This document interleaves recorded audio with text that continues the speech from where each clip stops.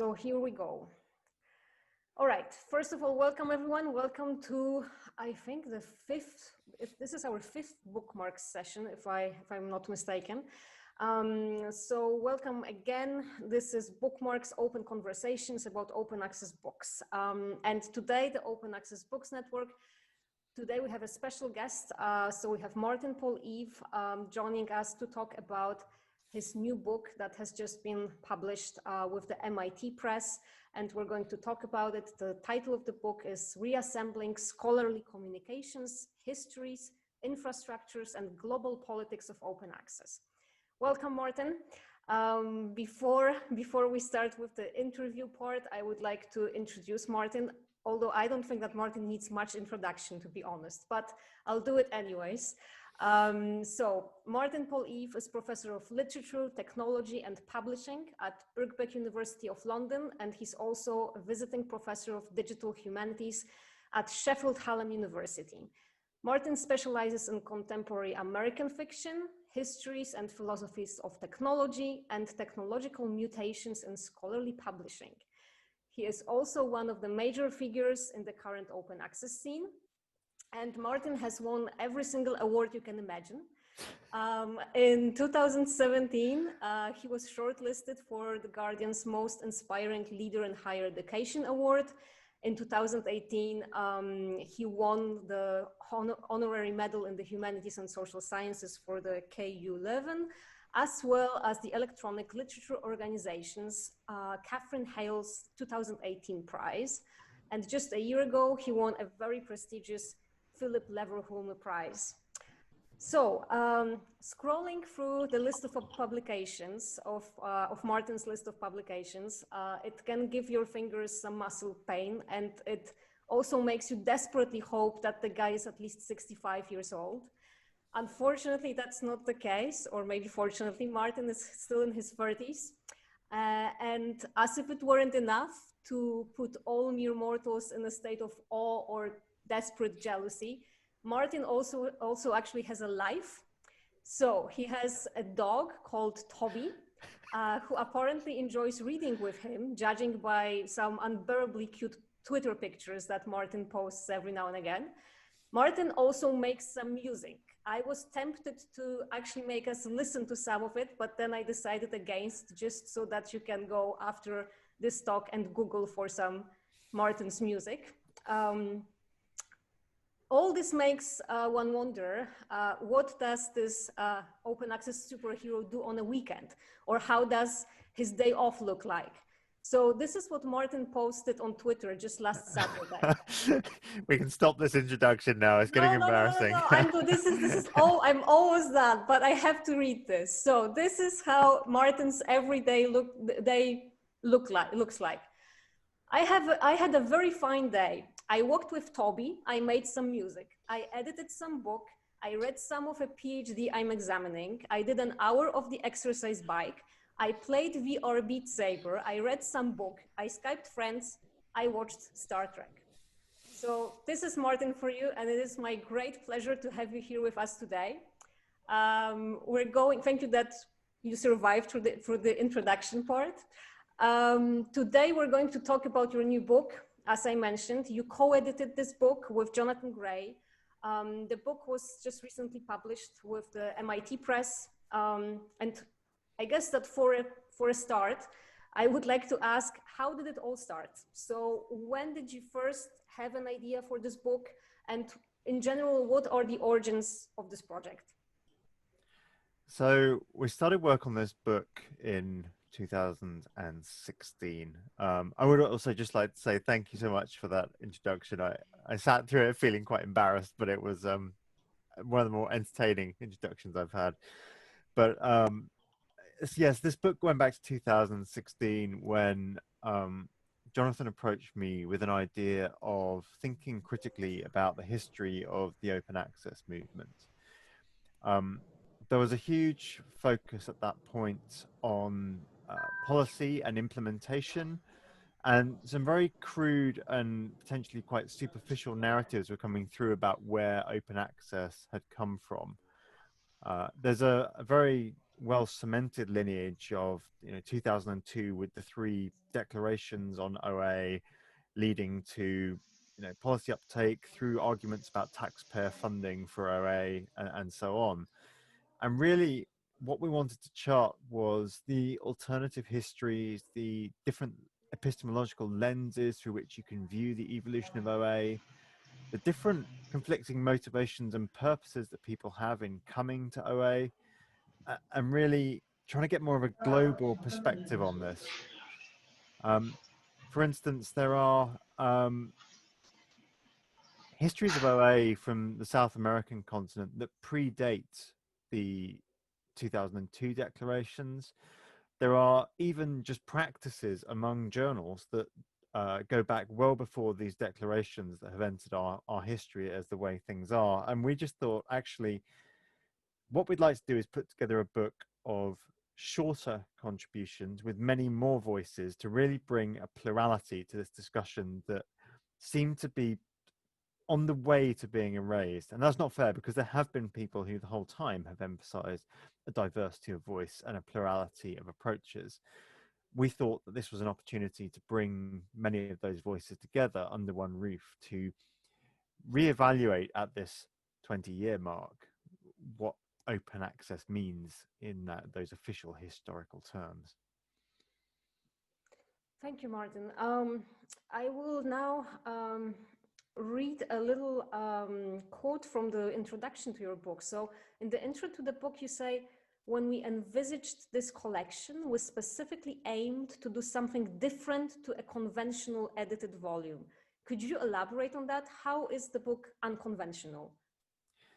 So I'm not sure the book is as unconventional as that statement might lead you to believe, but it was conceived as being quite different. We really wanted contributors to write short pieces that were concise summaries of their own research angles on this. So informed pieces that we could put before different stakeholders, and really they were not of the conventional length. Now, what actually happened is that we gave people that brief, and they either expanded them themselves, or the peer review process insisted that they expand them. And so some of the chapters are actually ended up of quite conventional length and form, while others do still have that more compact nature. I think a good example of this is Bethany Nowicki's chapter on libraries, museums, and archives as speculative knowledge infrastructures, where actually it's quite a punchy manifesto piece that talks about Afrofuturist influences on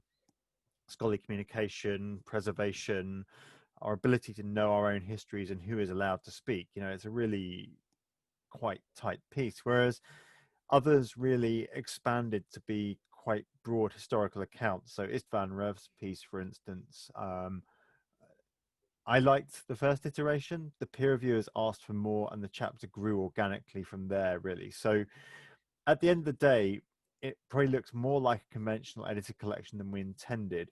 When we set out, we wanted to do something that was more of the type of things you could put before people who don't have much of an attention span and say, if I went to a policymaker and said, you've overlooked a load of histories of scholarly communications and your policy doesn't account for this, they're not going to read a 7,000 word chapter. They might read a 2,000 word punch piece. And that was the kind of angle we were going for. That's really interesting to know, because to be honest, I didn't catch on it while I was reading the book, that the intention was for the chapters to be very, very short. Good. I wanted to ask also about the structure of the book. So the book is divided into 6 different sections. So we have topics such as colonial influences, epistemologies, publics and politics, archives, preservation, infrastructures and platforms, and global communities. So these are very different ideas, different issues. What's the common thread between these very diverse topics? They're all talking about open access and scholarly communications is the weasel way out of that. So the structure of this book is actually another instructive exercise in thinking through the ways in which the logics and processes of peer review shape our eventual research processes and outputs. this book had quite a different structure before it went into review, where actually we didn't have that section entitled Colonial Influences. That was something that the reviewers drew out for us and highlighted that this is a thread that runs through a lot of this book. We didn't really have the congruence of epistemologies. We had some historical perspectives, such as John Walensky on copyright, Eileen Fife looking at the history of the Royal Society and peer review practices there. But eventually, actually, we saw that those two things that sound like they're a historical strand together. We had this historical structure in the first version, actually worked better thematically. And so when we submitted the first draft, we had histories, presents, and futures as 3 sections for this book. We then decided, with the help of 3 incredibly detailed peer review reports that actually, and often conflicting peer review reports, that taking the thematic strands for these chapters actually enabled us to foreground the things that were important to us. Yeah, and that's why Colonial Influences really takes the #1 spot in this book as the first section, because I think it's one of the most pressing issues in open scholarship today, that we have historic and ongoing legacies of particularly the British Empire that sculpt who has the right to speak, that determine which voices are given prominence. And really, this was an opportunity for us to redress some of that by grouping those chapters together and giving them that upfront prominence. That doesn't mean the other sections are not core to what we're doing. We also end with global communities and thinking through the ways that we talk to each other across the world. But I came to love the thematic structure in the end, even though I had enjoyed the historical structure of it when we set out. Thank you. That's really fascinating to see the journey from what you started, the initial idea, to what the book actually has become. I wanted to ask, obviously, about all the co-authors, about all the contributors there, because there is a plethora of people coming from very different backgrounds. How did you gather the different contributors together? So there are a group of contributors here who were invited because we know of them and we know of their contributions to the histories and practices of open scholarly communications. But there are also groups of people whom I have come to know through working on this book. And that was really by scouring the bibliographies of works that I thought hit the spot for what we wanted to do. So bringing diverse voices in to a book, there are challenges of my editorship here, and Jonathan's as well. I am a white man from the Anglophone Academy. It's a difficult balance when you're editing a book like this to ensure you give range to a set of voices, while also ensuring that you are not just profiting from showcasing diversity in a way that boosts your own cultural standing within the academy. And I think that's I don't know whether we managed that, but that was the thing that was foremost in my mind. So actually we did a lot of looking through say the work of Juan Pablo Alperin, Leslie Chan's work, the literature on Cielo and its histories, and really spent quite some time reading the people that we wanted to appear. So Denise Albornoz, for instance, I had contact with before, but really hadn't had as much until we did this volume. Likewise, speaking to Abel Packer about Cielo was something I'd wanted to do for a while and knew about from my reading, but we hadn't done that before. Dominique Babini as well, thinking about global perspectives. So it's a combination of people I knew and people I'd read about and wanted to bring together that brought the contributors here. The other final point I'll make is that anyone who's considering editing a book should really read Peter Webster's recent publication called The Edited Collection, published in the Element series at Cambridge University Press. He opens with this anecdote of two editors who basically have a catastrophe of an edited collection where they don't organize the contributors properly. They don't keep on top of deadlines, keeping contributors in line. They cede power to their contributors and let them just get away with murder.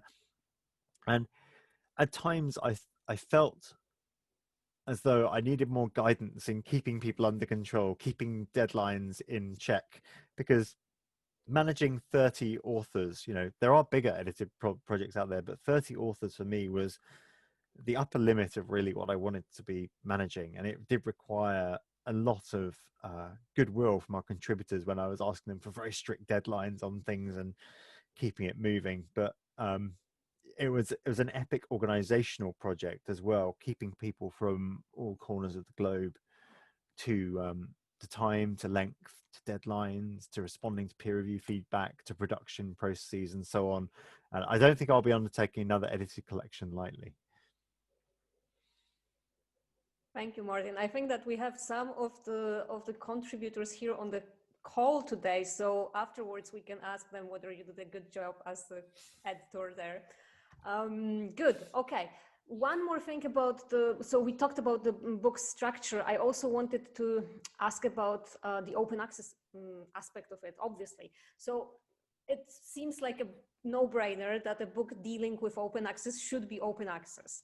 But is there anything in particular that you think OA will enable this book to achieve that it wouldn't otherwise have done? And for example, are there any particular communities of readers that you hope to reach, or ways you would like to see the book reused?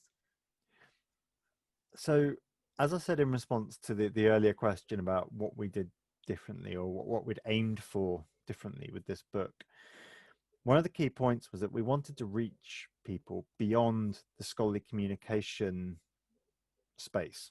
So, I expect I can come up with a list of 15 to 20 people whom I know will read this book and will be the usual suspects in open access, and I very much like those usual suspects. They're good friends of mine. But what does it mean to get people from English literature departments to read some of this? How do you get historians interested? What about the chemists?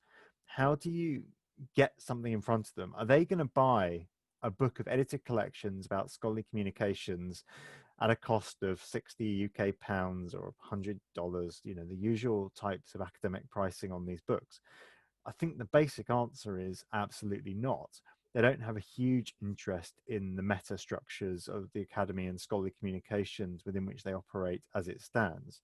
In fact, this is a broad brushstroke comment that will probably get me in trouble, but I would contend that most academics feel that they know about scholarly communications because they have published within it, whereas I would argue that is actually not the case if you study it from an actual research agenda angle.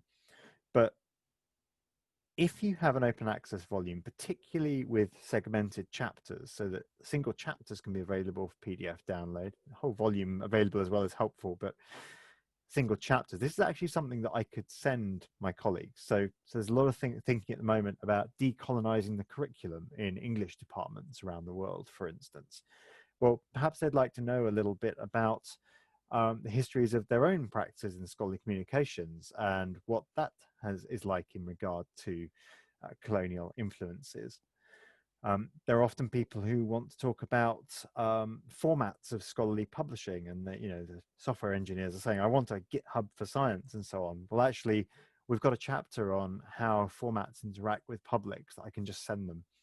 I've already had an email from somebody who has taught one of the chapters in a class, and he just prefaced this by saying, I wouldn't even have been able to buy the print copy or digital copy into the library through our purchasing channels in that time. As it was, it goes straight onto the VLE Moodle. The students have access at a single click through, and we're studying it just 2 or 3 weeks after publication. Speed isn't everything.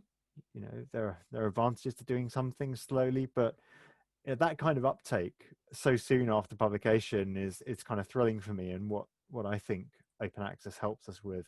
Also, at a time of pandemic when nobody's getting to a library to have an openly accessible, apologies to the library director here, probably are running libraries. I'm not going to a library because I'm vulnerable, but many people are in that category. But for those people, they're not going to a library, and having an openly accessible digital copy is the only way really we can ensure equitable access.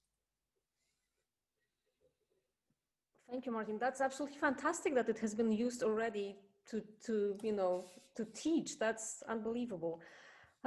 Okay, let me dive a little bit deeper into the content of the book now, and ask you about what I think is one of probably the main arguments of the book. So the entire volume both argues for and exemplifies deep critical reflection about how research is shared and communicated. And yet many of the chapters point to a lack of such reflection, and even so in more open approaches. So for example, in your conclusion, together with Jonathan Gray, you argue that Plan S has insufficiently contextualized its own creation and implementation. So I'm wondering, do you have any thoughts about how to encourage more reflection and engagement, particularly from researchers, with the ways in which their work is disseminated? So I actually think I argued that critics of Plan S have pointed to its insufficiently contextualized zone creation and implementation, which is slightly different from me arguing it. But I do think they have a point.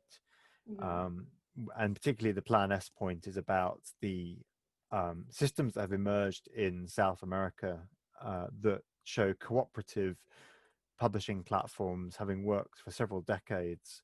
And then, a Plan S approach that's trying to integrate the publishing paradigms of the global north, although that's in itself a problematic term, the Anglophone Academy, I'll say, and impose that as a normalized paradigm. And it's those two cultures really clashing that does that. But let me step back to your broader question. So the thing about deep critical reflection on any topic is that a prerequisite move to do that is to point out how others haven't done it. So in some senses, I'm unsurprised that our commentators point to a lack of such reflection, even in more open approaches. It's sort of the meta move I would expect them to make. On the other hand, though, I think the last decade, perhaps, of open access has seen more of this type of critical work that has tried to reflect critically on its own practices. So the start of the formal OA movement around 2002, we'll use that marker even though we might see other histories to it, really looks like quite a positivist statement. It looks as though there are goals in opening knowledge that will be of universal benefit to humankind. We see only good principles coming out from this. As time's gone by and those policies have developed, systems of normalization have reappropriated what once seemed like a utopian idea. The top example of this is the article processing charge being an exclusionary mechanism that essentially prices out many researchers from being able to publish in this way. And people such as Thomas Hervé and Nukodu in our volume point out that this type of economic model is a kind of pharmacon for open access. It's both a system in which you can read the work, but it changes the balance to excluding people on the grounds of not being able to speak. So, that kind of critical reflection has snuck in, and it's great that it has. It's really important that we look back on our historical origins and say, there are now problems in this and we need to change tack. So that's the benefit of the critical reflections. How do we encourage more reflection and engagement? This goes back, though, to the point I was making about people in disciplinary silos thinking they know already about how they are published. And for me, the classic example is the post-colonial studies scholar who doesn't realize that his or her article has been typeset at below par rates of remuneration on the Indian subcontinent outsourced by the major prestigious press to the same firm who do the majority of typesetting operations worldwide. And I really think this is a kind of critical infrastructure type project.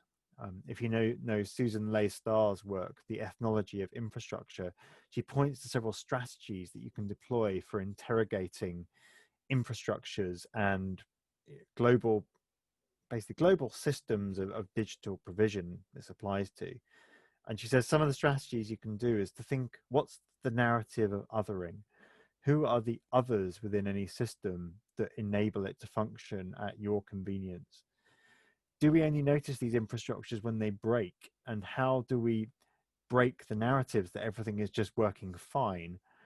You could also look at the surfacing of hidden labor in various ways. So, who is working behind the scenes to make all this seamlessly work for us as an infrastructure at the front end?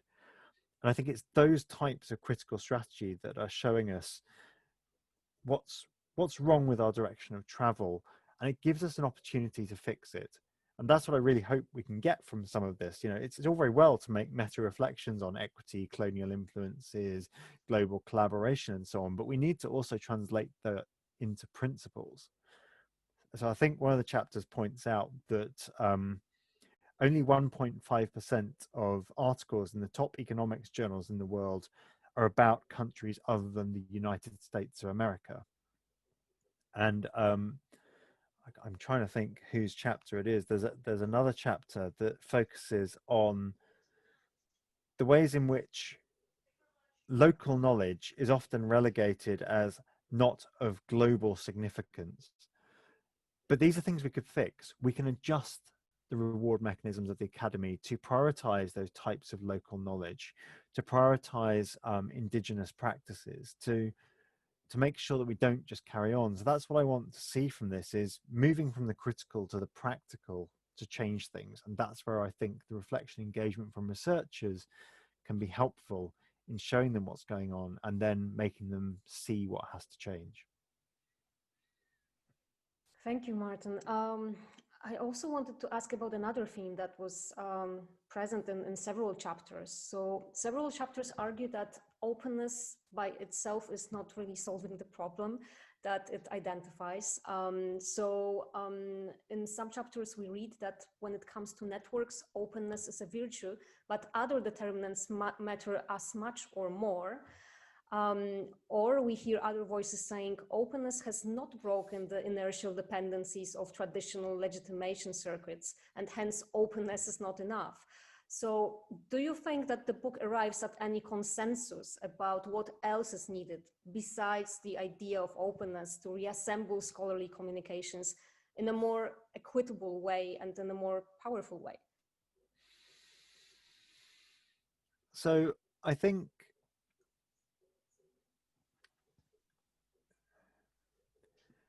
I should say first that not all chapters make that argument, and some of them have very specific focus that really isn't targeted at that kind of question. I mean, so David Pontil and Didier Tourney's chapter, for instance, thinks about structures of peer review and issues of anonymity, and doesn't really touch on this matter of, openness is great, but what are its limitations? But it is a theme that does run through quite a bit of the book. I guess there seems to be some consensus that the cooperative structures of the South American publishing system have commendable qualities that could be replicated elsewhere if we so chose. And these are systems that are not exclusionary article processing charge models. They're not systems that require author-side payment. They're systems that allow distributed labor functions to exist at different points in the system to create a kind of meta network of publishers.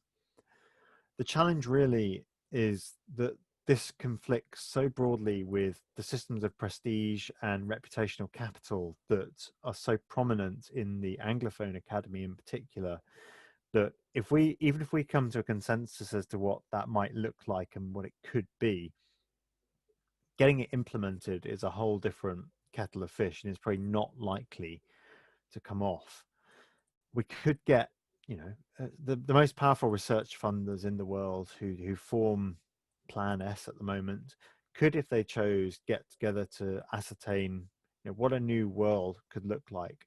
But even they operate under constraints. They feel pressure from their scientific governors, for instance, to ensure that they don't alienate their researchers too much. They want to fund the best people and for them to do science for them. And despite the fact they've got the money, they often feel that they are less powerful than the rest of us perceive them to be. So that's why it's taken a decade for the Wellcome Trust to really get behind mandating zero embargo, green open access with rights retention, or an article processing charge model without hybrid. It really took quite a long time. So I think having theoretical consensus that open access is not enough, yes, we can probably get there. If we imagine new scenarios, I think the consensus starts to break down much more quickly. And some people go for a more melioristic approach. They'd say we need to improve what we've got and work with that. Making the existing flawed system of publication openly accessible is a start that's worth doing. Others point to the flaws in those systems, the flaws in their systems of peer review, the flaws in the way we appraise researchers, the iniquities of funding and its distribution, the flaws in the choice of subject matter, and so on, and say, what, we actually need to burn this down. We need that GitHub for science right now, a collaborative working model. So I think consensus in terms of building new worlds is quite some way off. I think also there are different angles on this. So Becerril Garcia and Aguado Lopez are thinking about openness not having fixed things as it stands. Kathleen Fitzpatrick says openness is a virtue, but other determinants matter as much or more. Those are quite different stances on why openness isn't enough. In one case, it's being claimed that openness wasn't enough to fix the way that we appraise research. In the other, it's saying openness is good and we should pursue it. But there are other matters, probably on issues of generous thinking, which is Kathleen's latest project, that will do more good. So really, I think there are different ways that the critique of openness as limited can be angled. Thank you. And my last question, Martin. One of the chapters reads, and I think that this is one of my favorite quotes actually coming out of the entire book. So it reads, "The kind of change called for by the current system requires deep-rooted radical shifts in how knowledge is produced, how it is valued, and whose voices are authorized to speak in the academy. This calls for revolution rather than progression." So Martin, are you with this book calling for revolution? So I'm going to answer this in a political way, which is to not just say yes or no, but instead to give you a kind of narrative around it. Is it not strange that many open access policies have been implemented under conservative political government regimes? It is the case that in the UK, all the major advances in open access policy have been put in place under conservative or conservative coalition governments. We haven't had a socialist left government to see what they would do. But it strikes me as incredibly politically interesting that a system that lots of us would characterize as being about equitable sharing of information, about ensuring equality of access, about making sure that nobody is left behind, has been implemented by governments who do not really share that as an economic philosophy behind their political decision making. That is where the major critique of open access as neoliberal obviously comes from, that actually the motivation of such governments in implementing open access policies is to allow industry to benefit from the fruits of the academy's labour without having to contribute back, and it forms one of those types of arguments.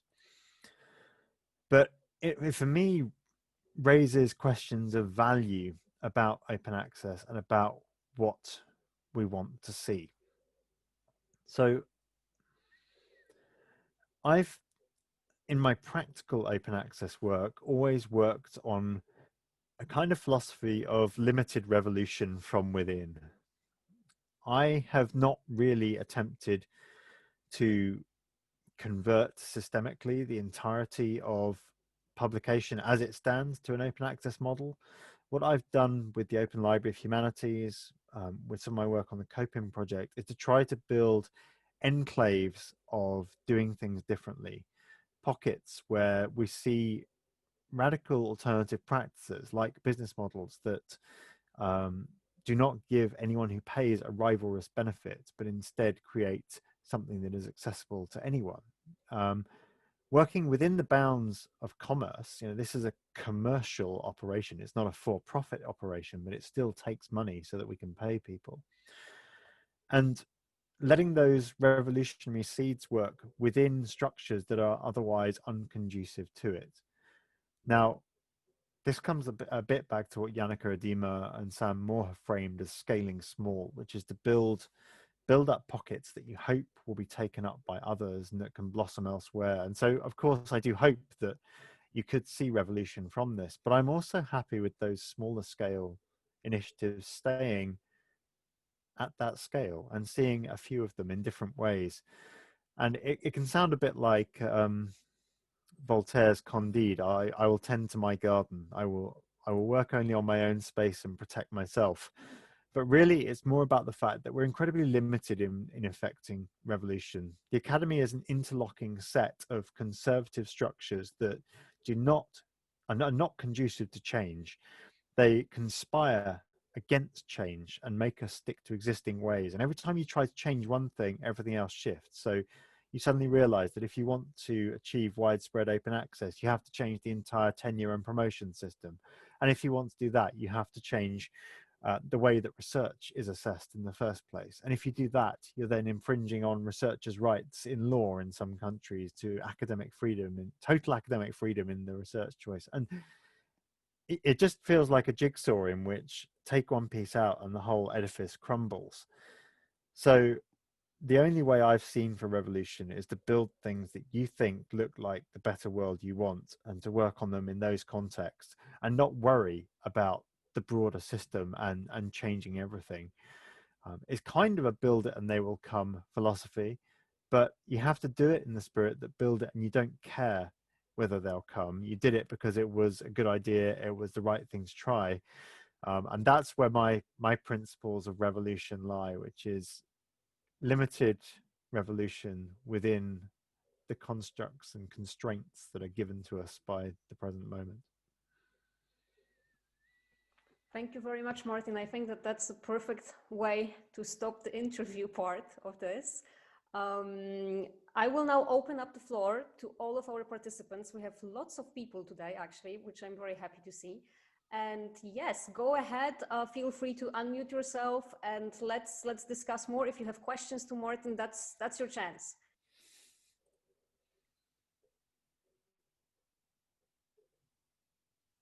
Now we'll have to endure 3 minutes of really awkward silence, probably.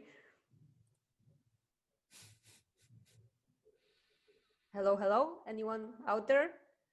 I could see there was a super lively chat happening.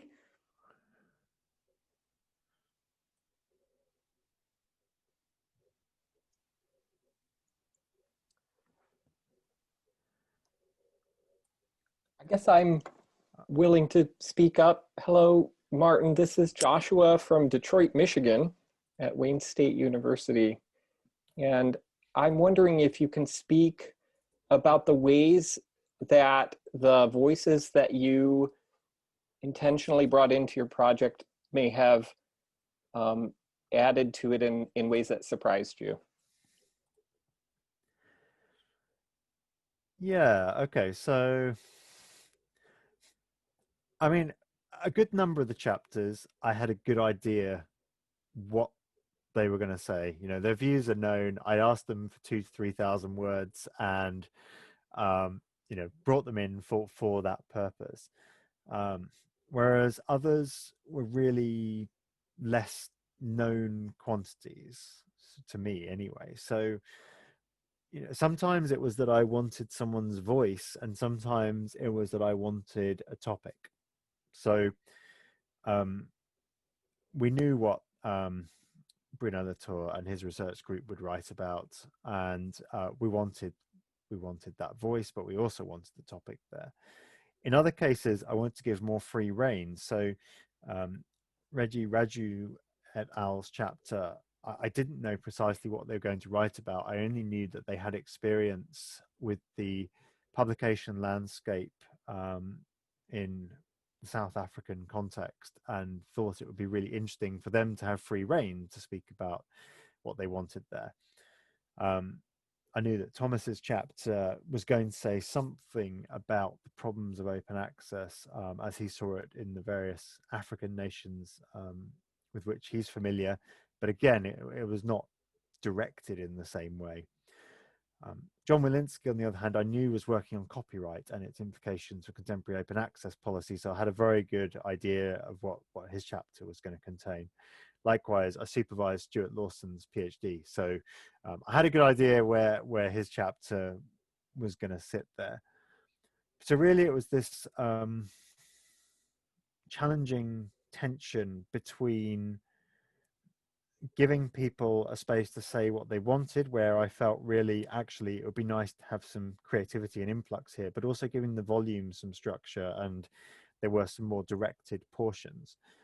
And you can see some of that in the case studies throughout the book. So Pamela H. Smith et al.'s chapter really is about their experience of making a medieval studies project openly accessible. And in some ways it stands out as quite a different chapter to many of the others, and it was quite hard to synthesize it within those frameworks until you realize that actually there are parallels they find in the manuscripts they're studying with their own open practices and the transmission of craft knowledge in the contemporary age versus in the manuscript they were looking at. I also like, there are some voices who brought some heavily perspectivized angles, should say. So Dorothea Salo's take on digital humanities and preserving the evidence is quite a strident piece in my view, that really speaks to the challenges of our format limitation in stronger ways than I was expecting. So often what came through really was people's passion for these topics, and the fact that behind most people thinking about open access, in fact this is probably true of most people in this volume, that they really have an investment in reforming structured scholarly communications, and they came to study this because they were so frustrated by elements of it and that critical stance that Agatha pointed to us. So really what surprised me, I shouldn't have been surprised, but what did surprise me most was the kind of fervor with which our commentators approached their subjects. Thank you. There's thank you. There is a question in our chat for you coming from Rose. What are you most excited about seeing in OA in both the short and long term in terms of change? I think the problem is every time I get excited about something in scholarly communications, I'm thinking what I'm excited about seeing, I think, oh my word, there's such a long way to get there before we can see that. So, the thing I'd really love to see most is that all humanities monographs were openly accessible, for instance. That would be amazing. It's not the radical version that some people propose, where we don't really have this thing called the monograph anymore. We have fluid publications, fluid long form publications on a continuous versioning cycle, and everyone's collaborating and pushing their own bits, and it's a massive international cooperative effort. I'd be happy with the more modest goal of getting most of our existing scholarship openly accessible. But then I think the huge difficulty in even getting to that point dissuades me somewhat and leaves me feeling a bit disheartened, which again is a reason for breaking this down into small manageable revolutions that we can do our own bit to foster. I've been pleased that I've managed to get the majority of my books to be openly accessible now, and every time I do that, I feel good and excited and think that's great. If just a single person comes and can read it who wouldn't have before, then that's done good for global education and so on. Well, yeah, they had to read my book, but so maybe it's doing less for education than I'm making out. But I mean, I would like to see more serious investigation of equitable business models for open access, whether that's cooperative efforts between presses, between nations, like the South American model, or whether it's diamond models in the global north that could really change things. Because as I perceive it, most of the main barriers that scholars have with open access are put up at the single point that you tell them they're going to have to pay to have their research published. If you eliminated that particular hurdle, I think we'd be having a very different conversation with most researchers about open access. I think they would look at it in a different light, and it would, even if there are still objections, even if there are still debates to be had, it would get us past that first hurdle far more quickly. And that's why I think, book publishers like Open Book Publishers, like Punctum Books, Open Humanities Press, for instance, which do not charge authors, or don't have that as their sole mechanism, or don't make that the contingent factor upon publication, are doing a great thing to change our perceptions of what it means to be an open access publisher and what open access means. They're getting back to the core of it being about equity, equality, inclusivity, rather than perpetuating the systems of exclusivity we see elsewhere.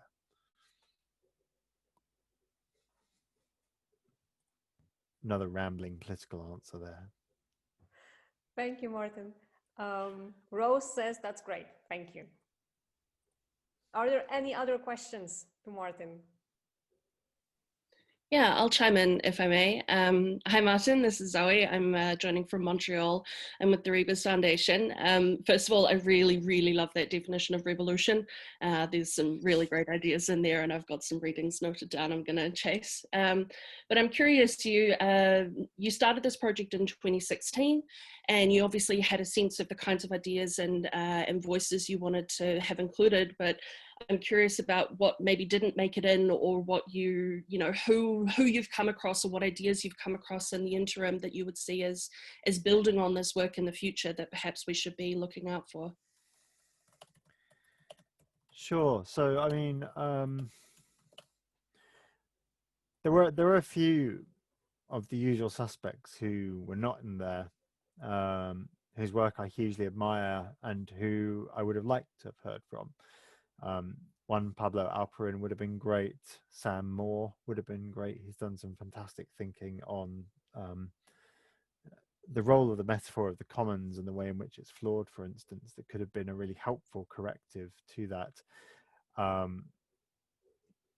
I cannot even say why these people were not invited. The only thing is that when you're assembling an edited collection, you do have to think who's going to review it, because whoever reviews it is going to be competent in the space and is going to be hacked off of not having been invited.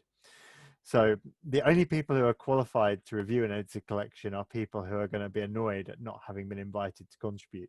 So it's quite a difficult effort in ensuring you've got the voices in there that you want.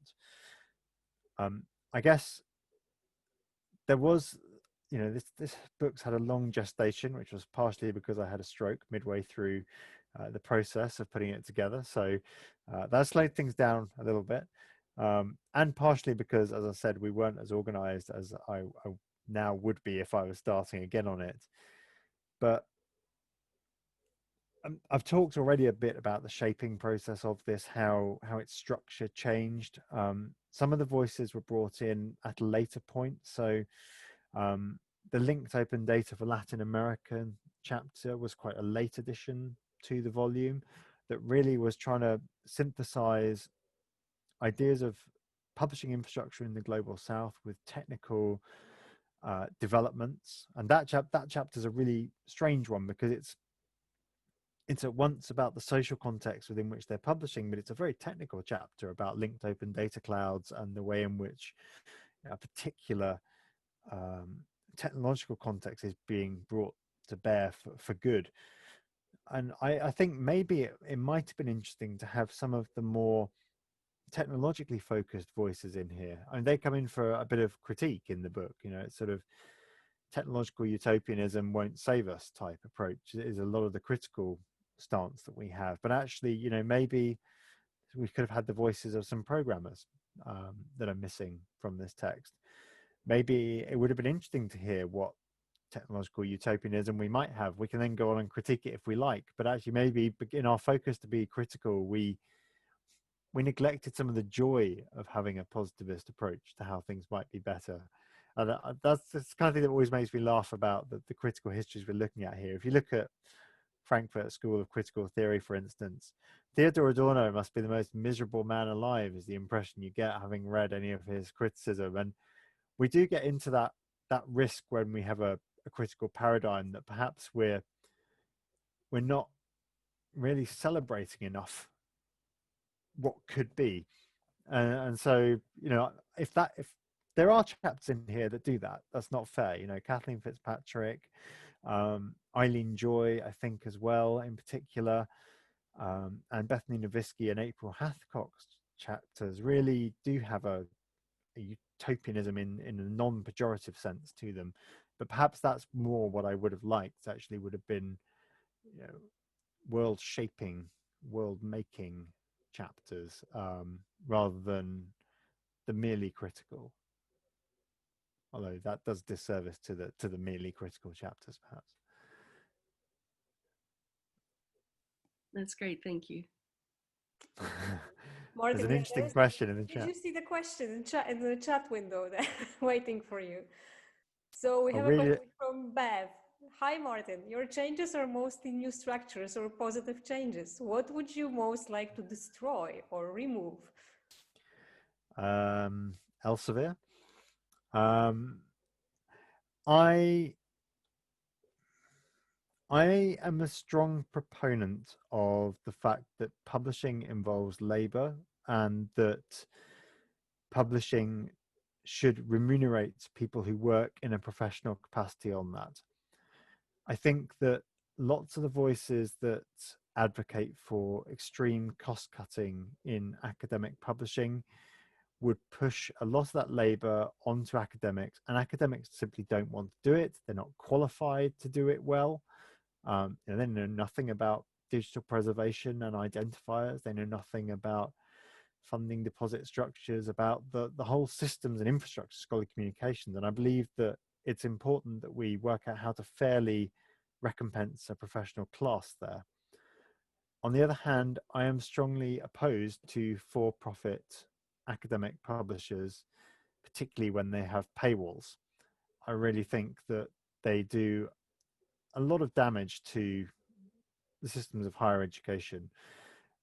And this is not just from their paywalling activities in the service of profit, but also due to the fact that they are now moving into data processing institutions. They're becoming mediators of everything we do. They work with rankings tables that negatively affect how we behave in higher education. I just see a lot of poisonous and toxic behaviors from that sector who do not share the value structures that we should want for research, for scholarship, for science, for the way we behave. Now, that's not to say they can't do good. There are corporate social responsibility structures and so on that could mean that you could see some positive behaviors from Springer Nature, from Elsevier, from Palgrave, from Bloomsbury, and so on. And I have worked with those publishers. But I do think it would be a better world if we said, foot down, we want sustainable infrastructures that are academically governed, that are strongly principled in their constitution so that they cannot be sold to for-profit entities for value extraction, so that our work won't be in copyright owned by one of these corporations for 70 years after we're dead as academics. That's the other thing I'd abolish is copyright transfer to third parties. from academics. In fact, I might abolish quite a few copyright restrictions for academics as well. I'd destroy many of the things that stop us violating copyright law in order to access research that would be for the public good. Yeah, a few things I'd destroy there. Thank you so much. Thank you, Martin. Are there any other questions? We are almost running out of time, but if there is another question, it's now or never. Well, I am on Twitter, so it's now or on Twitter. Exactly. Yes. Okay. All right. Thank you so very much, Martin. That was more than inspiring. I wish everyone a very nice afternoon, and do go back to your small, manageable revolutions and work on them. I would also like to invite everybody for our next talk in the bookmarks series with Demi Verbeke, who is actually on the call here today with us. And Demi is going to talk about a fund for fair open access that has been opened at the KU Leuven. So I think that it's quite an interesting topic as well. So Demi will be with us in December, if I remember correctly. Yes. Okay. Thank you again very much. Thank you, Martin. Thank you, everyone. Goodbye. Thank you, everyone. Bye-bye.